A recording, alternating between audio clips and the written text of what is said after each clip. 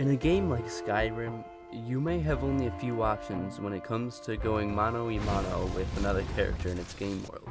You'll have many options as to what weapon types you use, how you use them, and even how many you'll use. But for being an action RPG, lively isn't exactly a word I would use to describe its combat mechanics.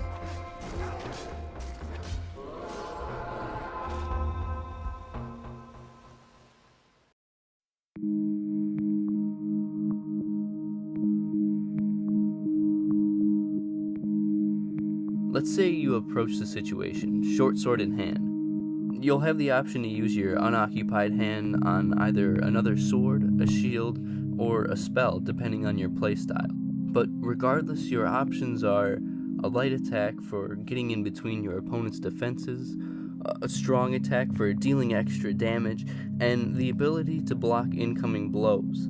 And attacking while blocking results in a sort of shield barge or shove action. This lacks complexity and ultimately suffers from its own simplicity and subtracts from the immersion of the game world as you lazily tick away at enemies and hardly choose when you take damage or not. Mark Brown over at Game Maker's Toolkit said it best. A health bar is a measurement of how many times you're allowed to make mistakes, and when given as little of a choice of how many times I'm struck with a sword or hit with an axe as I am in Skyrim, it feels like a missed opportunity for usage of game mastery and constructive gameplay. So when someone in Skyrim tells me, "None of us have ever seen a dragon before, or expected to face one in battle," it's less of an epic challenge and more of a whittling contest of sorts.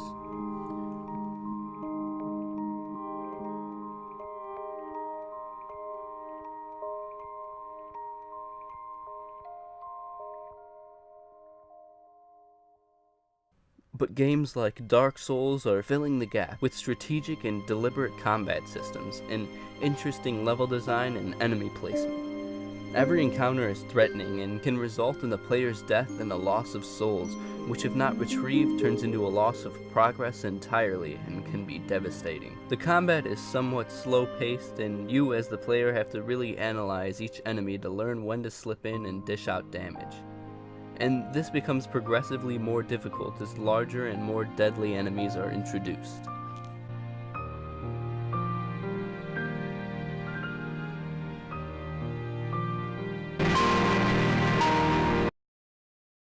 The Witcher sees players in the boots of Geralt, a master monster slayer and finely trained swordsman. The game even sort of marries the fluidness of the Arkham series' combat with the difficulty and strategic element of Dark Souls' combat as well. As a Witcher, you'll be memorizing monsters' weaknesses and planning ahead with potions, oils, and strategic usage of Geralt's ability to cast one of several signs that each provide a different magical advantage in battle. The combat in this game is somewhat free-flowing and sort of dance-like, lending it a kind of rhythm to each fight and making for an enjoyable and challenging experience overall. And then there's Chivalry, medieval warfare swordplay, which sees you performing different light and strong attacks, managing your swing, and attacking in different directions altogether. The player can swing horizontally in both directions, vertically, they can block and they can stab as well, and even follow up on strikes for a combo. This creates for fast, reflexive gameplay, where the player is thinking of where the sword will be next, and also how they'll swing in defense against intruding enemies as well. You must also decide whether or not to be defensive or offensive and shift according to your opponent as well, watching their every move and analyzing for gaps in their defenses. The system has a sense of depth that shows in its mechanics and is particularly impressive among high-level players.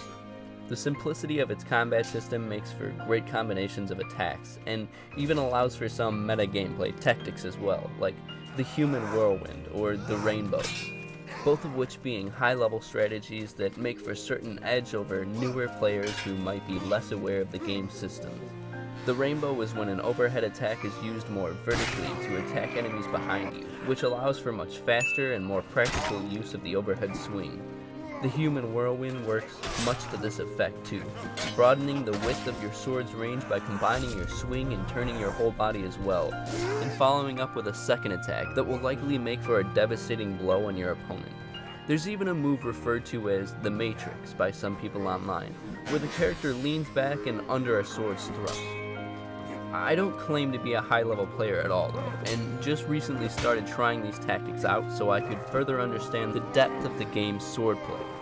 But there's something intuitive and addictive about Chivalry's gameplay. It's medieval and brutal, gory and intense, and strategic and reactive while staying interesting and somewhat honorable. Yes!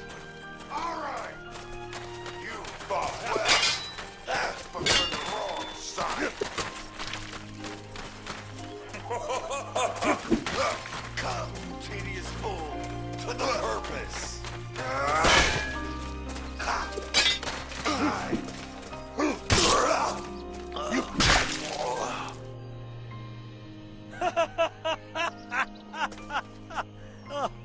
Oh boy.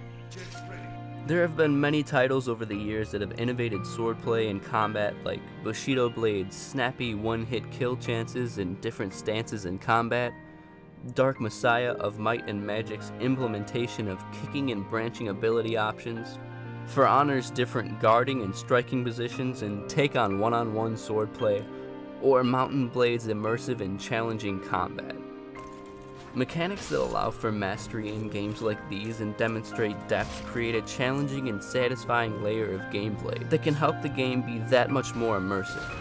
So next time I'm playing a fantasy action RPG with war-bound Vikings or knights on its cover art, and someone asks me to help Irileth kill this dragon before it can attack Whiterun. There's no time to lose.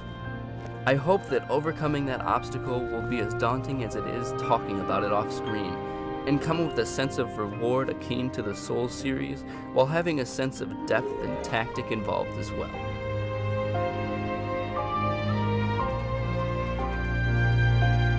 Help Irileth kill this dragon before it can attack Whiterun. There's no time to lose. Help Irileth kill this dragon.